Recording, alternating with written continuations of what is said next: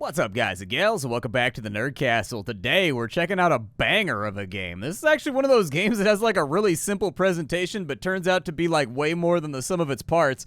This is a game that'll eat up an evening right here. It's called The Dungeon Beneath.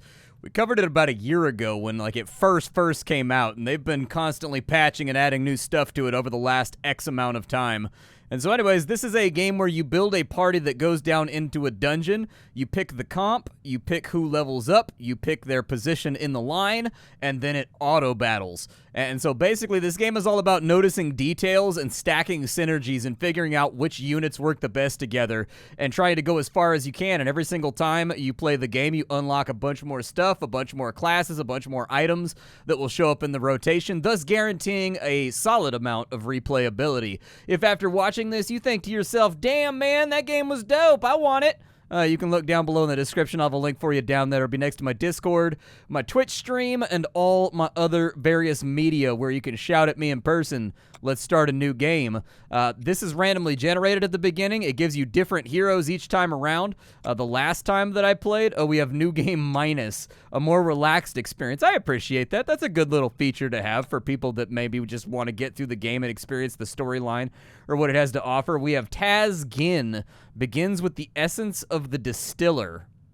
So he's got 1 attack, 5 HP, the Essence Distiller. After the first round, you can summon an enemy Lesser Void Wisp. And then we also have Vanina's Hex, poison a random enemy at the beginning of the battle. We also have Thoric of the Hammer. He's got the Book of the Stars. Give the lowest health allied mage +1 power. Okay, and then we've got 2 damage and 10 HP right there. And then he is haunted by Nazathoth, Mother of Shadows. At the end of a round, gain 1 armor. This guy seems like he builds up. I don't know what the wisps do. This guy makes sense to me. This guy, I have no idea what the wisps do. And so, like, it says summon an enemy Lesser Void Wisp. Huh. It's kind of an interesting I'm gonna go with the dwarfy guy, though. He's got, like, the cool helmet, and so I like dwarves, man. Let's do that. All right, so here for, it's you, back again, huh? You left these in the underneath, so we got $3 right there. All right, I'll take $3. It looks like we've started out with a squire that's a basic frontline fighter, and we've got a couple of followers over here that are basically cultists. Basically people that are like, yeah, dude, I like your personality. Let's go stab some people. So anyways, we're going to turn on this banger of a soundtrack. I'm going to reorganize my lines real fast, and then we will start the first fight. All right, so we've got Min Fetterbite. Changes lanes at the end of the round. All right, well, I want you right there. He can't attack from that tile. Well, that's a bummer. He can be front only. Oh, so we got to leave it like that. No, dude. I was going to stack up on this side to get some serious deeps off on their lines, but there goes our first little javelin right there. He's going to attack because there was nobody blocking. You go straight for the boss. The ultimate goal of the fight is to kill the boss. That's it. You just got to kill the boss. This poor little guy right here is taking a scuffing, but at the end of his turn, he buffs up this character, so that's pretty cool. I'm going to leave everybody right where they're at. There's 2 damage, or 1 damage. That looks good. 1 damage off right there. He's working on this barrel. Eventually, he'll get through, and then my big man's going to smack that fool with a hammer for 3 damage, and down he goes, absolutely crumped.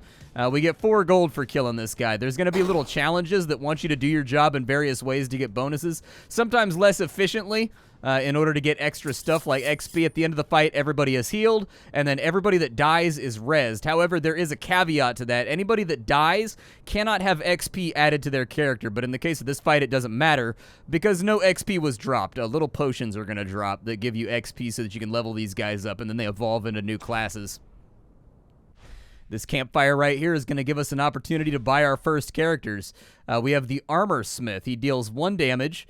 He can attack from anywhere, and he gives another ally in the lane 2 armor.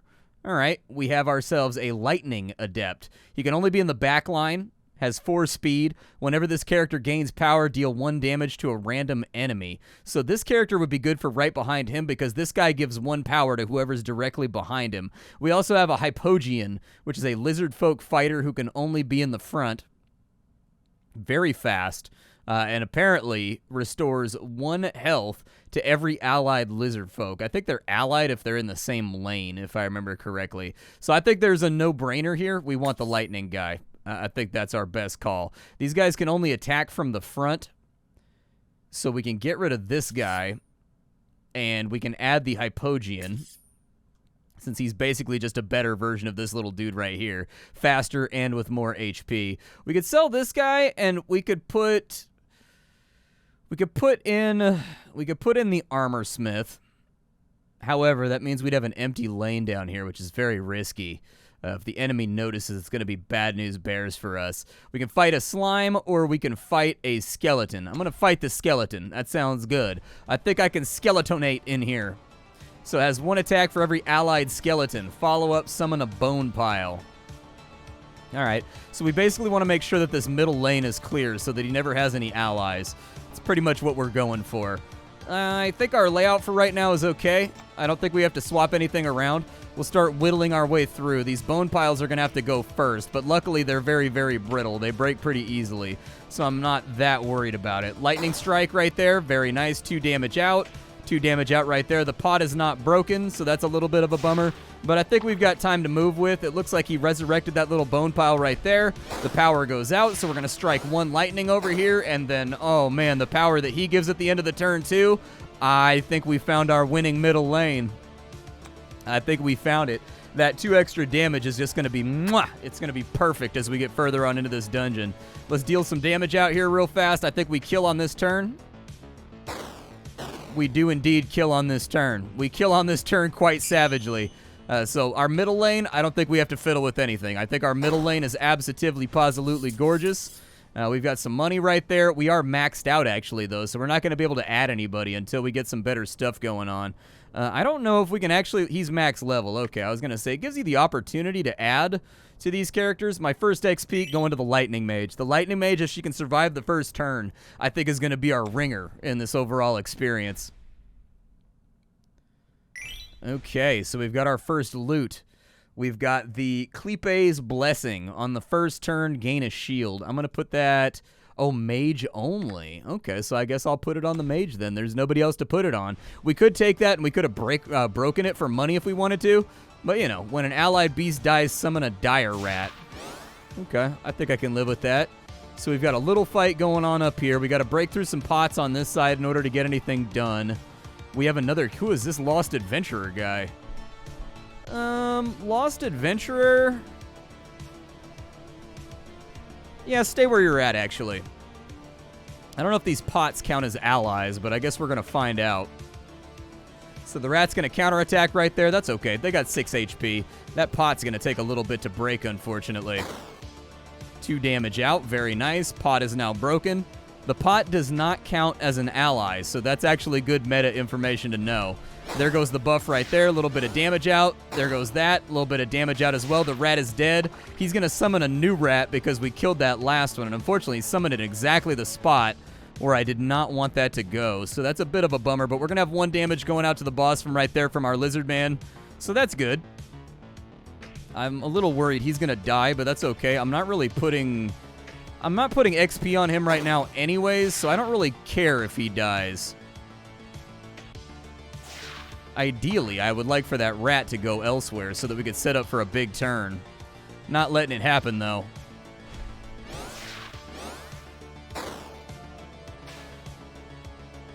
Alright, so this turn should be the banger. We should be able to finish this guy off no problem, unless that kill right there summons in this lane. And then this is going to get a lot more long-winded. And there's the kill, and we protected the adventurer, so we get a little 2 bonus gold right there as a reward. You gots to love it. All right, so a little bit more cash for the stash. Very nice, a little bit of XP going out. I'm going to keep focusing that on the wizard. We've got some kind of Cthulhu over there. We got a campfire on this side. I'm going to go to the campfire to see if I can replace this cultist on the bottom lane and maybe get something that fits into my strategy a little bit better.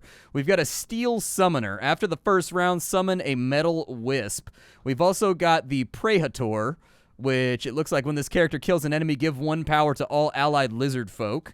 He's inexhaustible, too, which means that we can move him around in between rounds without being punished. We also have the Channeler over here. Follow-up, trigger all allied Doom effects. Oh, so he goes with cultists. So basically, Doom means anytime something dies, something happens. And so you'll see characters that have, like, Doom, heal for 1. So anytime something dies, they heal for 1. Or you'll see a character that says Doom, 1 power, which means they get stronger anytime anything dies. He's got 5 HP versus the 4 on that guy. He's a little bit slower. I feel like we could replace this Squire right here, but then again, that busts up our middle lane right there. Yeah, I think the best thing we can do here is just to sell that guy and then put him right there. I think that's really the best way to fortify what we've got going on. Downside is that he's a little bit slower. We could reset the campfire for a little bit of cash, but like, meh. All right, Fiddle Bite. Whenever a character dies, he gains attack. Oof, that's going to be a rough one. All right, so this dude's going to be a problem. Because these bone piles, they count as his minions.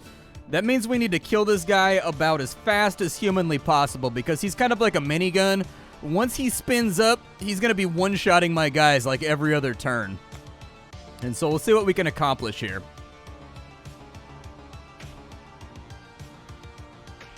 Yeah, the unfortunate truth of the matter is that we have a lot of mileage to cover. There's a very reasonable chance that we're going to lose some frontline guys. We're going to have some problems out here. Yeah, we've already lost a frontline guy. So one of the principal parts of my strategy has already been sort of messed up. We summoned some kind of slime right there. That's going to launch a little lightning over there. What does he do? He soaks a hit. That's all I need from him, actually. All I need is for him to soak a hit. I don't know if he does that resummoning every single time, but God, I hope so. This is really kind of, if you think about it, this is a DPS race fight. Where it comes down to, like, how fast can you basically burn down him and all of his minions. That's fine. As long as we don't have to eat that right there, I'm okay with it. Okay. We've almost got him down. But I think the wizard goes down on this turn. Is I think the truth of the matter. Actually, we may have the kill on this turn. We have the kill. Okay, good. We lost our little Squire guy in the front. I'm a little bit bummed out about that, but since we're not focusing on his XP gain right now, I don't think it's really going to have any long-term ramifications. I think we did okay, all things considered. That's kind of one of the early game make it or break it fights right there, and we can level up our wizard now, which is rad as hell. So we become a lightning adept. That means she gets an extra HP, she gets an extra slot for gear. Whenever she gains power, she deals 2 damage to a random enemy now. That's the come up right there. Even though we can't direct it, just the chance that that 2 damage is going to go towards something that we needed to get rid of when we don't have any damage left to deal anyways, I think is going to work out pretty good. I'm going to give him 2 more HP as a frontline fighter because I think we're going to be leveling him up next. He's kind of principal to our strategy. And so if he dies, he stops feeding. We have that big first turn, you know what I mean? Where he feeds power, then he feeds power, and it means that we just absolutely decimate. And so follow it. Give a random allied beast. Oh, we're on spikes right now. What we'll do then is he's sacrificial because we're not leveling him up anyways, so we don't need the XP. And we'll just slow it down for a second. He's going to summon his little thingy in order to get us moving here. Yeah, we're going to have him summon he's going to... That's fine. He can be out of position. I am aware of the fact that he's out of position, and I'm okay with it. So are those spikes going to go off every single turn? There we go. Okay, so now we're all taken care of. And then on this turn, I'm going to have to leave him on the spikes. I don't really have a choice. Like, we're so frontline only heavy that unfortunately, it's going to take a bit of a toll on us. But we have the OTK right there anyways, so the whole thing kind of comes full circle. and works out for us. We defeated the enemy hero, and our hero took no damage, so that's going to be 5 more added to the pile. We can either recruit new characters, or we can go to a vendor that can give us gear that we can put on all these guys on the next turn. Kind of depends, I guess. I don't know, but the first person we need to level up is, obviously, we need to level up you. And so we'll start leveling him up, just because we need him to be able to take a few more hits before he goes down. I would like to... I'm not a huge fan of this Hypogean that we have, and I'm not a massive fan of the Steel Summoner either. I'd like to have some kind of variance, and so I think what I'll do is we'll go for hero recruits, and we'll see if we can really pick up something here that works with the overall synergy of what we're trying to do. So we have a level 1 Javelineer right here. We have a Cleric of the Rose, and we have an Archer.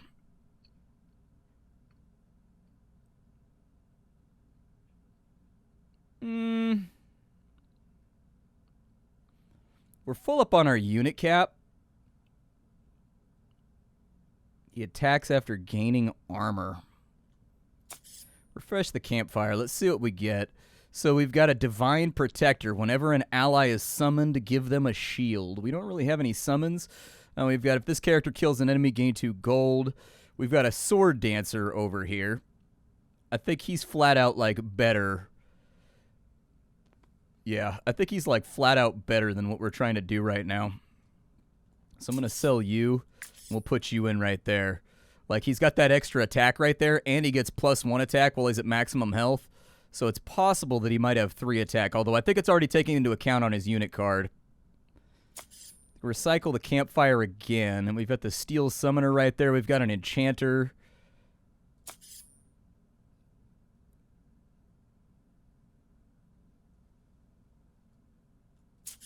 I think we take the Cultist right there, even though he's not, like, ideal. Just because he heals every time something dies, which means he should be able to hold that bottom lane by himself the entire time. We've got the Reanimated Colossus. Okay. Well, let's get in here and do this. So follow-up summons a bone pile. Follow-up summons a bone pile. He's got 16 HP and he double attacks. You guys swap. I'm planning on giving him the XP after the fight, and so if the elf could eat the hit, that would be the most advantageous for me. There's 2 damage out right there. Very nice. Lightning goes out for another 2. A little bit of damage to my summoner. Doesn't really matter.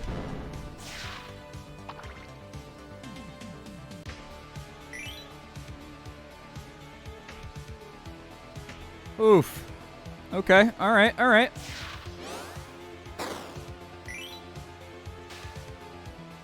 I'm not crazy positive if this comp is going to work out.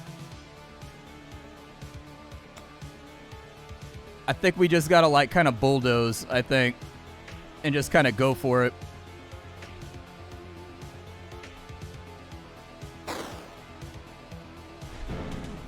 He's just healing over here, which is fine. Like, that works out great. The bone piles are a little bit of a headache.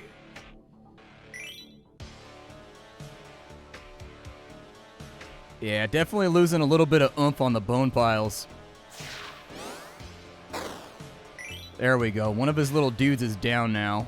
Now we move you... Oh, he's already down on HP, though. Okay, you come up to here, then.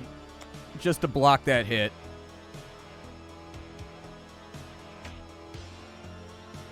Yeah, it's fine. He can be exhausted. I'm not worried about him being exhausted.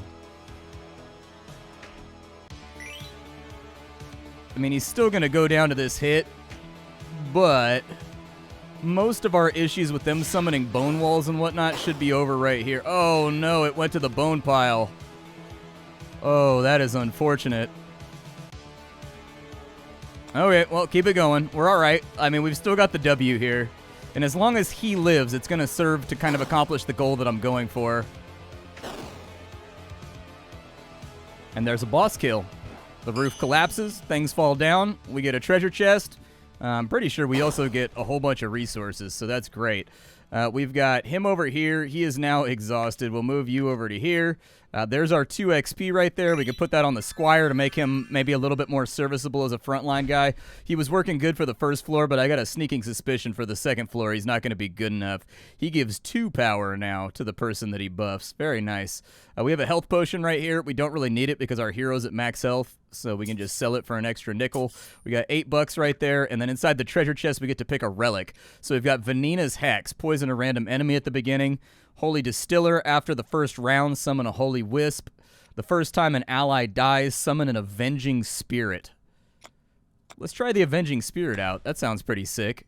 That definitely sounds like the sort of like spiteful loot that I would run. Alright, so we got the witch over here. The witch is going to let us spend money to do various things. She usually has like healing potions that we can put on the hero, or she has mirroring potions.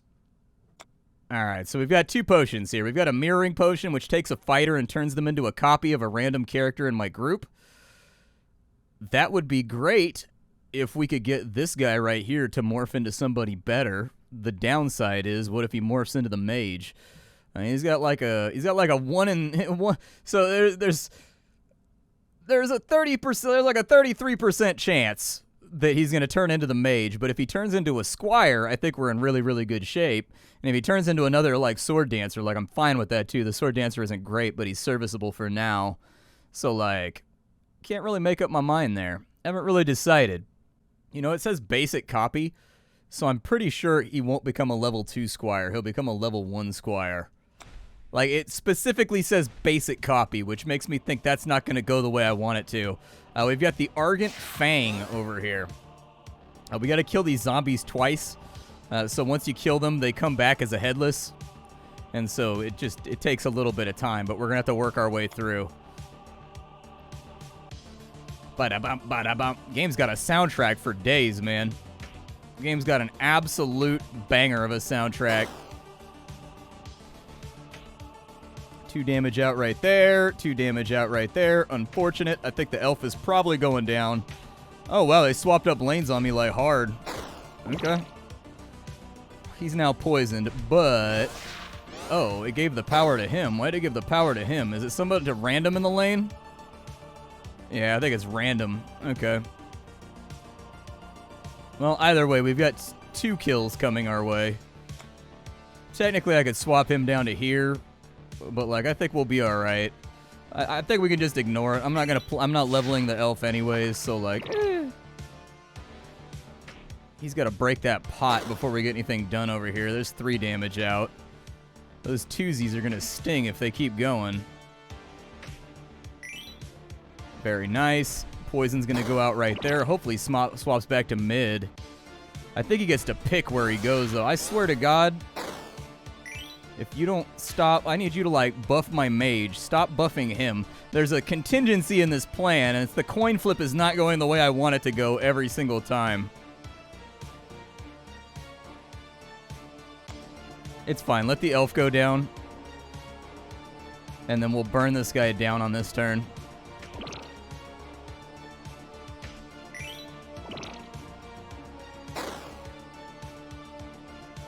Yep, that's fine. Bye-bye. Hey, it's a cute... Dude, that doesn't look like an avenging spirit. That's like the adorable ghost next door that helps you make pancakes. He's not aggressive looking at all. He's got to have, like, spiky bracelets or something. He's got to have, like, an angry look on his face. Like, argh! Who do I want to level up next? None of these people that I really want to invest in. I mean, we got a campfire coming up next. I wish I could hold on to this. That's what I really wish. I'll throw it on him because I'm planning on replacing the elf anyways. The elf is really only good for, like, the opening attack. I need my party to be bigger, too.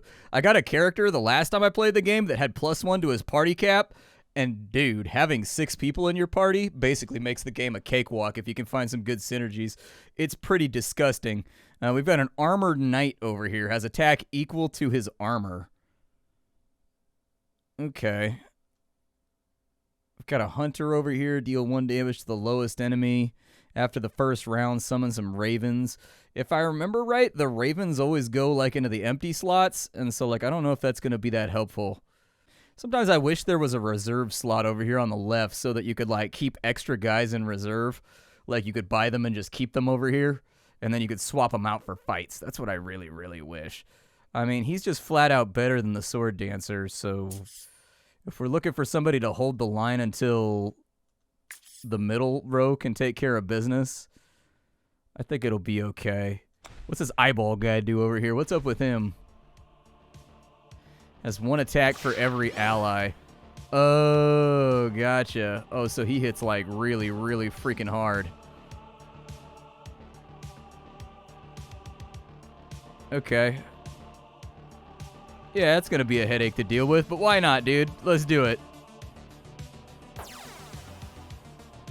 Oh, and they're fast, too. That's unfortunate.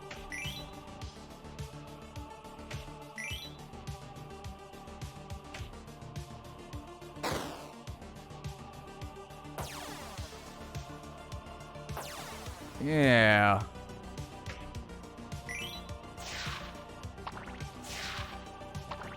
Oh, no. I think I made the situation worse. Foof.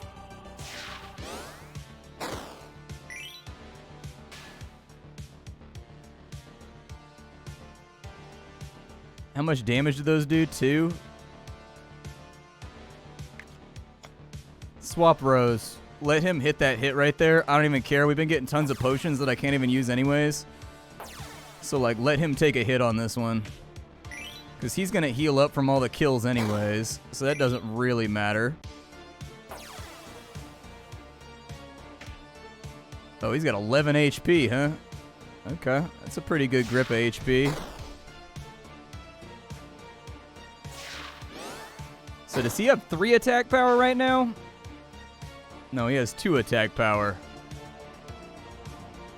Okay, so, like, ideally we don't want to attack that, like, at all. Otherwise he's going to go from, like, having 2 attack to having, like, a ton of attack.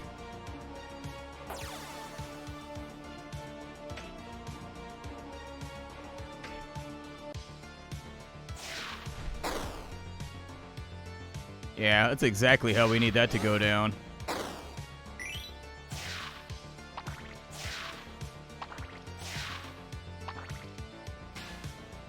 Not perfect.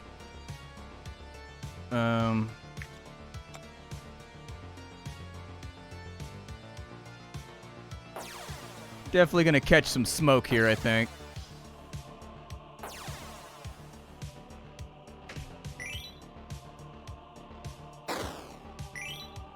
We should have the kill right here, though, between our hero and between our vengeful ghost.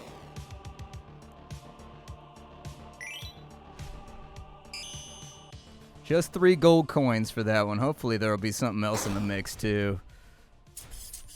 There we go. A little bit of XP is workable, I think. I don't know what the fairy does. I'm going to go to the vendor, though, because we need some supplementary items. I got to, like, round out this strategy here. Hello again. Take a look. More things. All right. So we've got, like, we've got a crucifix thing over here. Restore 1 health to a damaged non-heroic ally. Okay, so that could go on her. We've got +1 attack, which would be pretty cool. We've got a blood wisp. We've got 1 health, gain 2 gold every time you die. I'm okay with it. He does die a lot. Like, he seems to die frequently. I think the +1 attack is pretty spicy, too, so that'll help out. A little bit more oomph to what we got going on. Can't fit anything else inside of there. Refresh the store and see if anything good happens. The equipped character can't be poisoned. We have +2 attack, follow-up, take a damage. I think that might actually... Oh, it's for mages only. Okay, never mind. Gain 1 armor at the round's end. Oh, that would have been really good for him. Okay, well, it's good for him, too, because he gets attack equal to his armor, so I feel like I can live with that. But, yeah, this is the Dungeon Beneath. I hope you guys really, really liked it. I think this game is sick. Like, I think this game is legitimately, like, dope, and, like, a lot of people sleep on this one. So, anyways, thank you for stopping on in. My name is Splattercat. I sift through the pile to find what's worthwhile in the world of indie games every single day so you don't have to. Today, we had the Dungeon Beneath. Tomorrow, we will very likely have something else. Thanks for chilling, and I will see you all when we reconvene.